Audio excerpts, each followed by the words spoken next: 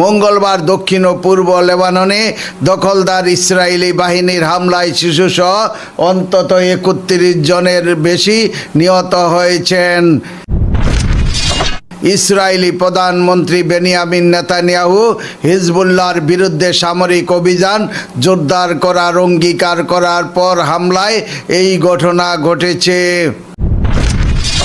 বুধবার ২৭শে মে লেবাননের স্বাস্থ্য মন্ত্রণালয় এই তথ্য জানিয়েছেন।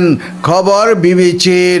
প্রতিবেদনে বলা হয়েছে, মঙ্গলবার লেবাননের বিভিন্ন আবাসিক এলাকা, অবকাঠামো ও সীমান্ত ঘেঁষা অঞ্চলে একযোগে হামলা চালায় ইসরায়েলি বাহিনী।